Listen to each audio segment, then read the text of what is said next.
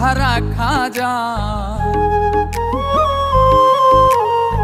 শিকল বেরি দিলেই কি আর কাউরে বাইন্ধা রাখা যায়, যদি থাকিতে না চায়।